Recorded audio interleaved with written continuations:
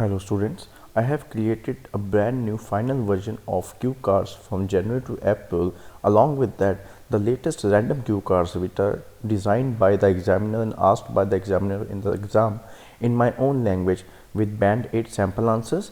Apart from that, the latest questions of part 1 and discussion part 3 questions are also created by me and is all attached in that PDF. If you wish to purchase, you can let me know in the comments with your email ID and I'll send you the PDF. The cost is only 299 Indian rupees.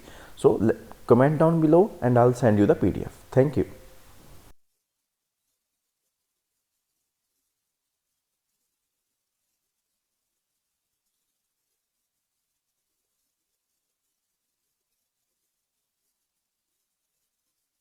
You will see that there is an example that has been done for you. On this occasion only, the conversation relating to this will be played first. Good morning, Travel Link. How can I help you? Good morning. I live in Bayswater and I'd like to get to Harbour City tomorrow before 11 a.m. Well, to get to Bayswater... No, I live in Bayswater. My destination is Harbour City. Oh, sorry, right. So that's Bayswater to Harbour City. Are you planning to travel by bus or train? The man wants to go to Harbour City, so Harbour City has been written in the space. Now we shall begin. You should answer the questions as you listen, because you will not hear the recording a second time. Listen carefully and answer questions 1 to 5. Good morning, Travel Link. How can I help you? Good morning. I live in Bayswater and I'd like to get to Harbour City tomorrow before 11 a.m. Well, to get to Bayswater... No, I live in Bayswater. My destination is Harbour City. Oh, sorry. Right, so that's Bayswater to Harbour City. Are you planning to travel by bus or train? I don't mind really. Whichever option is faster, I suppose. Well, if you catch a railway express, that'll get you there in under an hour. Let's see. Yes, if you can make the 9:30 a.m. express, I'd recommend you do that. Great. Which station does that leave from? Helendale is the nearest train station to you. Did you say Helensvale? No, Helendale. That's Helendale. What's the best way to get to the Helendale station then? Well, hang on a minute while I look into that. Now, it seems to me that you have two options. Option 1 would be to take the 7:06 bus from the Bayswater Shopping Centre to Central Street. When you get there, you transfer to another bus which will take you to the station. Or the second option, if you don't mind walking a couple of kilometres, is to go directly to Central Street and get straight on the bus going to the train station. OK, which bus is that? The 792 will take you to the station. I guess the walk will be good for me, so that might be the better option.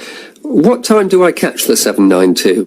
There are two buses that should get you to the station on time, one just before 9 o'clock and one just after. But look, at that time of the morning, it might be better to take the earlier one, just in case there's a traffic jam or something. The 8:55 is probably safer than the 9:05. Yeah, I don't want to miss the train, so I'll be sure to get on the 5 to 9 bus. Before you hear the rest of the conversation, you have some time to look at questions 6 to 10.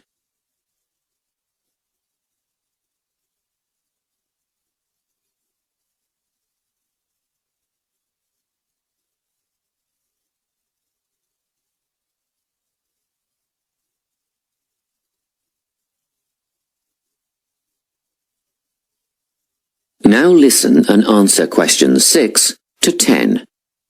By the way, how much will I have to pay in fares?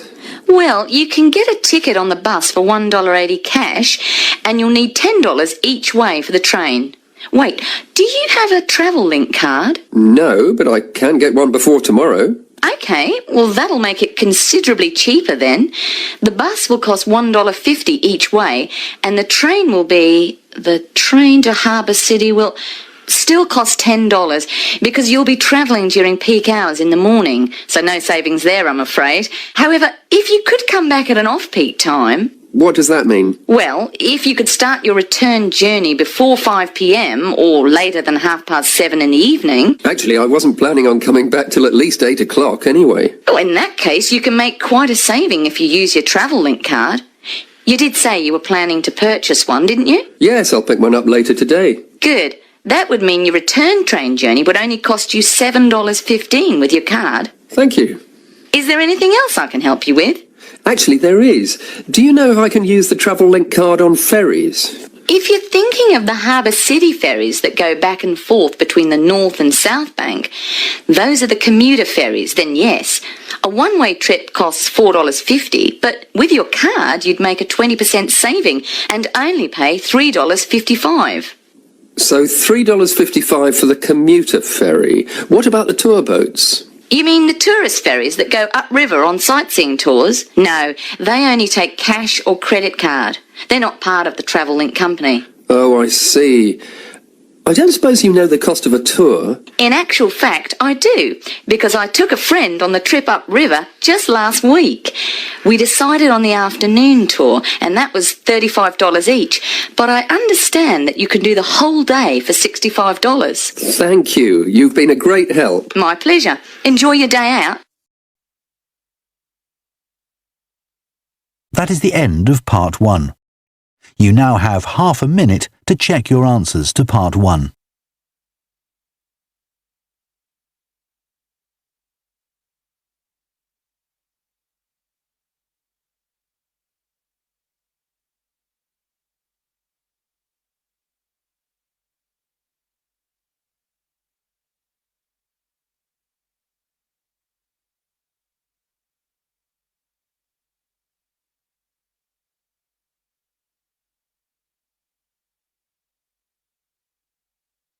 Part 2. You will hear a guidance counsellor talking to a group of students. First, you have some time to look at questions 11 to 14.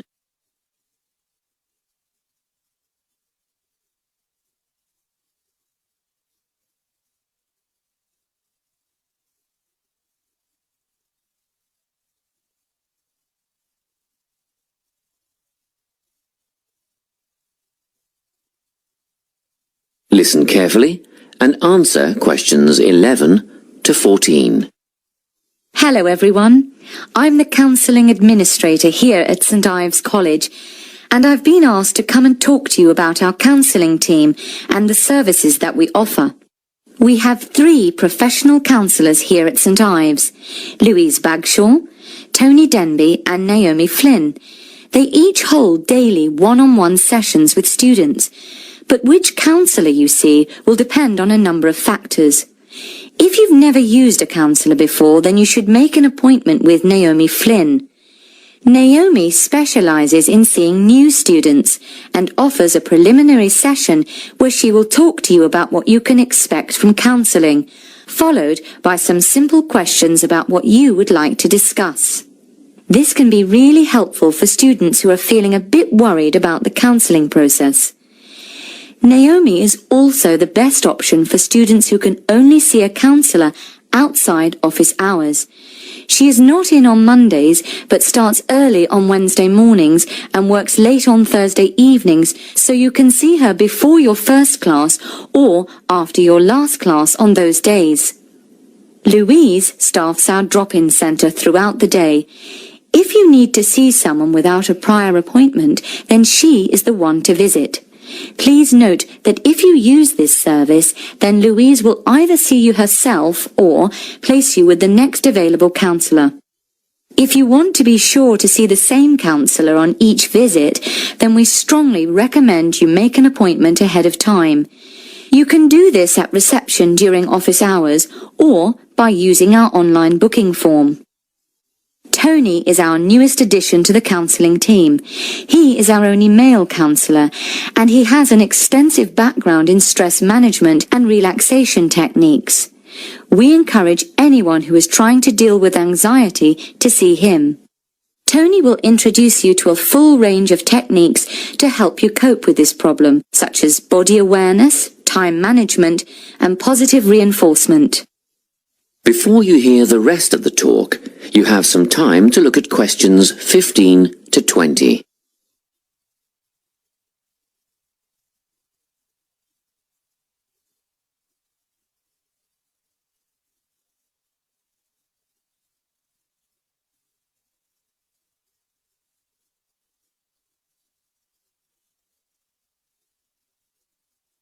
Now listen and answer questions 15 to 20. Each semester, the counselling team runs a number of small group workshops. These last for 2 hours and are free to all enrolled students. Our first workshop is called Adjusting. We've found that tertiary education can come as a big shock for some people. After the structured learning environment of school, it is easy to feel lost. In this workshop, we will introduce you to what is necessary for academic success.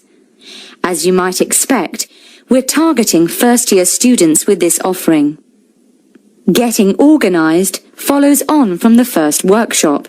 Here, we're going to help you break the habit of putting things off, get the most out of your time, and discover the right balance between academic and recreational activities. With Getting Organised, we're catering to a broader crowd, which includes all undergraduates and postgraduates. Next up is a workshop called Communicating. The way people interact here may be quite different to what you're used to, especially if you've come from abroad. We'll cover an area that many foreign students struggle with, how to talk with teachers and other staff. We'll cover all aspects of multicultural communication. International students tend to get a lot out of this class, so we particularly encourage you to come along. But I must say that sometimes students from a local background find it helpful too, so everyone is welcome. The anxiety workshop is held later on in the year and deals with something you will all be familiar with, the nerves and anxiety that come when exams are approaching. Many students go through their entire academic careers suffering like this, but you don't have to. Come to this workshop and we'll teach you all about relaxation and how to breathe properly, as well as meditation and other strategies to remain calm. We've tailored this workshop to anyone who is going to sit exams. Finally, we have the motivation workshop. The big topic here is how to stay on target and motivated during long-term research projects. This workshop is strictly for research students, as less advanced students already have several workshops catering to their needs. Well, that's it. Thanks for your time. If you have any questions or want more information about our services, do come and see us at the counselling service. That is the end of part 2. You now have half a minute to check your answers to part 2.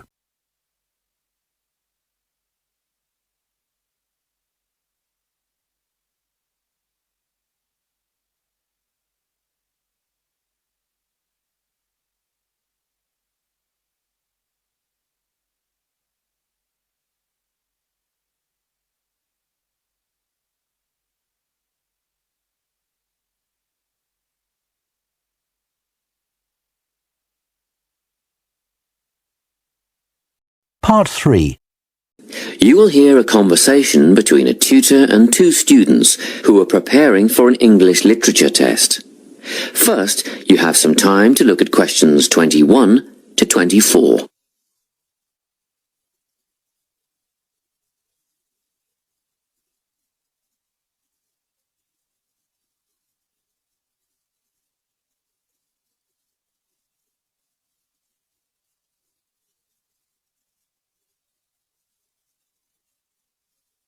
Listen carefully and answer questions 21 to 24. Hello, Lorna, Ian. Glad you could make it. You're the only two who put your names down for this literature tutorial, so let's get started, shall we? I want to run over some aspects of the novel The Secret Garden with you before the test next week. Be sure to take some notes and ask questions if you need to. Hey, Lorna, have you got a spare pen? Sure, here you are. Okay, so the story follows two key characters. You should refer to them as protagonists, who go by the names of Mary Lennox and Colin Craven. The story is set shortly after the turn of the 20th century, and the narrative tracks the development of the protagonists as they learn to overcome their own personal troubles together. That's quite a common storyline, isn't it? Yes, you're right, Lorna. So what can you tell me about the character of Mary? Well, in the beginning, she is an angry, rude child who was orphaned after a cholera outbreak and forced to leave India and move to the United Kingdom to her uncle's house in Yorkshire. That's right. And there she meets Colin, who spends his days in an isolated room, believing himself to be permanently crippled, with no hope of ever gaining the ability to walk. The two strike up a friendship, and gradually learn, by encouraging each other, that they can both become healthy, happy, and fulfilled in life. Will we need to remember a lot of these details for the exam? Just the basic outline. Examiners don't want to read a plot summary. They know what the book is about. Focus on narrative techniques instead, such as point of view. What's that mean? It's all about how we see the story. This story, for example, is written from the perspective of what is called an omniscient narrator. Omniscient means all-knowing. So, as readers, we get to see how all the characters feel about things, what they like and don't like, and what their motivations are in the story. Before you hear the rest of the conversation, you have some time to look at questions 25 to 30.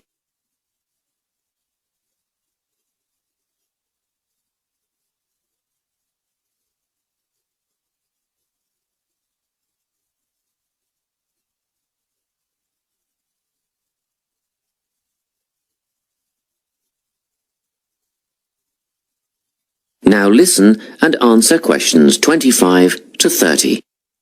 Won't it be hard to write a technical analysis? After all, it's a kid's book. Well, it was initially pitched at adults, you know. But over the years it has become seen as a more youth-orientated work. And you're right in a sense. The simple vocabulary and absence of foreshadowing make the story very easy to follow and ideally suited for children. But that doesn't mean there isn't much to analyse. Look at the symbolism, for instance. Symbols are things, right? Material things like objects that stand for abstract ideas. Absolutely, yes. And the author uses many of them. There's the robin redbreast, for example, which symbolises the wise and gentle nature that Mary will soon adopt. Note that the robin is described as not at all like the birds in India. Roses are used as well, as a personal symbol for Mistress Craven. You'll see they're always mentioned alongside her name, and Mistress Craven's portrait can also be interpreted as a symbol of her spirit. Are symbols just another name for motifs? No, motifs are a bit different. They don't have as direct a connection with something the way that a symbol does. Motifs are simply recurring elements of the story that support the mood. Are there any in this novel? Yes, two very important ones. The Garden of Eden is a motif. It comes up a few times in connection with the garden of the story. And then you've got the role that secrets play in the story. In the beginning, everything is steeped in secrecy, and slowly the characters share their secrets, and in the process move from darkness to lightness, metaphorically, but also, in the case of Colin, quite literally. His room in the beginning has the curtains drawn, and he appears at the end in the brightness of the garden. Anything else we need to know about? Yes. Nearly all novels explore universal concepts that everyone has experienced. Things like love, family, loneliness, friendship. These are called themes. The Secret Garden has a few themes that all centre on the idea of connections. The novel explores, for example, the way that health can determine and be determined by our outlook on life. As Colin's health improves, so too do his perceptions of his strength and possibility. The author also examines the link between our environment and our physical and emotional prosperity. The dark, cramped rooms of the manor house stifle the development of our protagonists. The garden and natural environments allow them to blossom, just as the flowers do. Finally, this book looks at connections between individuals, namely Mary and Colin. This necessity of human companionship is the novel's most significant theme, because none of their development as individuals would have occurred without their knowing each other. Well, that about sums it up, I think. That's a great help, thanks. Yes, thanks very much. That is the end of Part 3. You now have half a minute to check your answers to Part 3.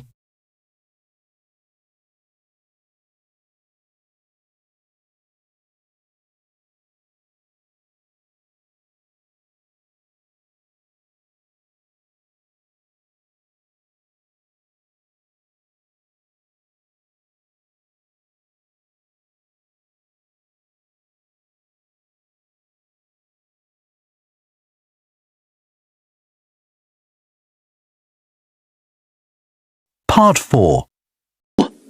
You will hear a talk on the topic of time perspectives. First, you have some time to look at questions 31 to 40.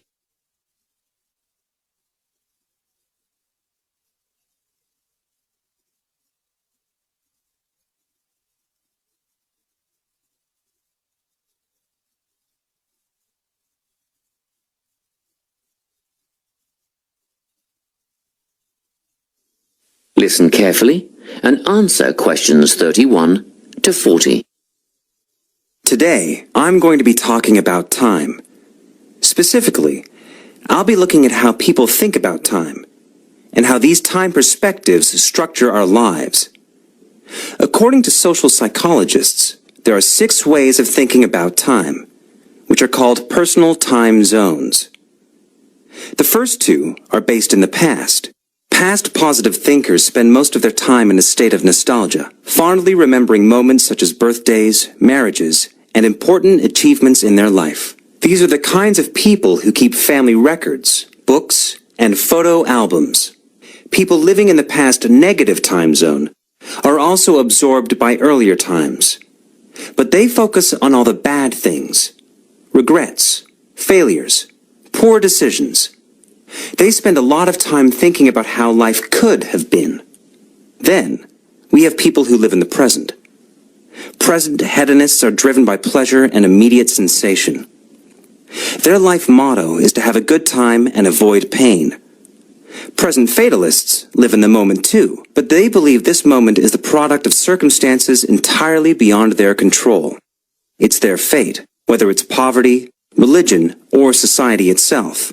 Something stops these people from believing they can play a role in changing their outcomes in life. Life simply is, and that's that.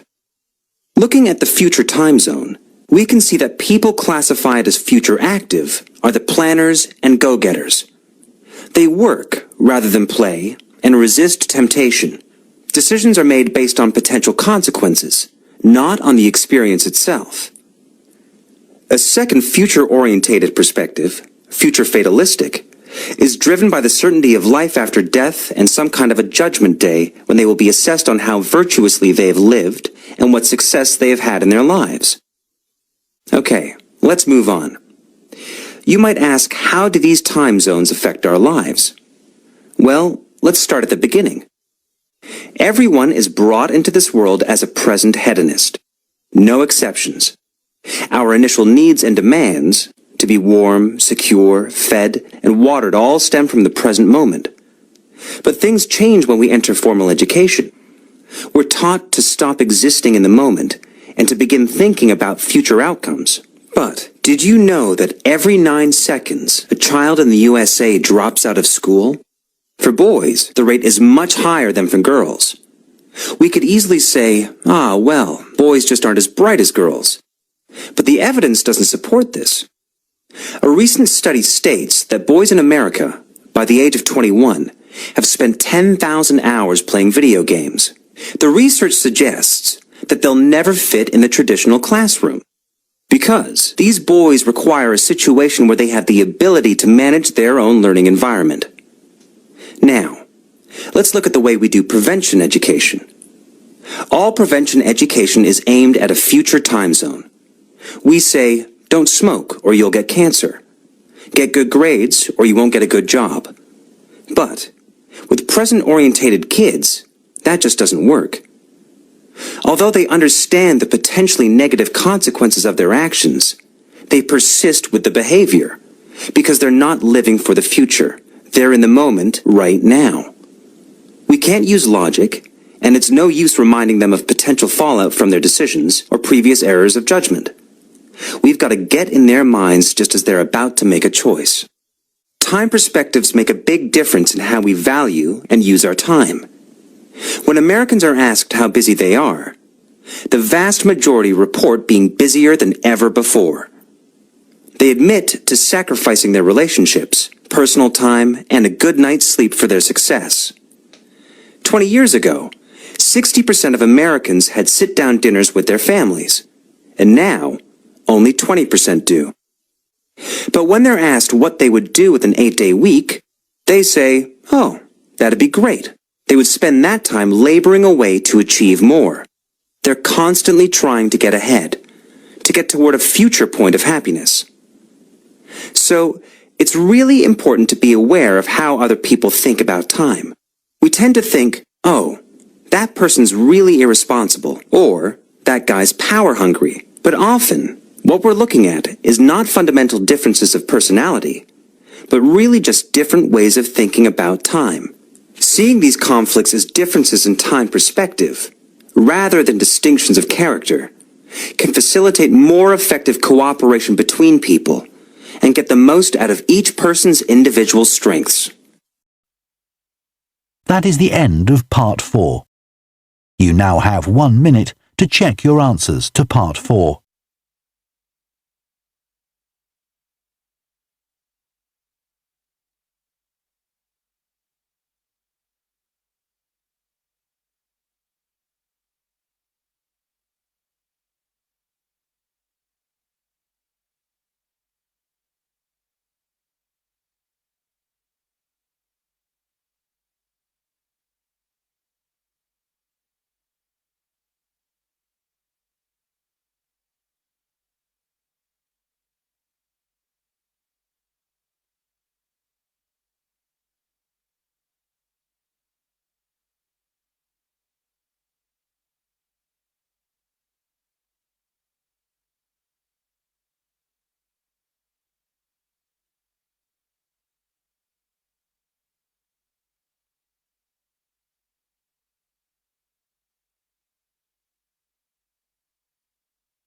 That is the end of the listening test.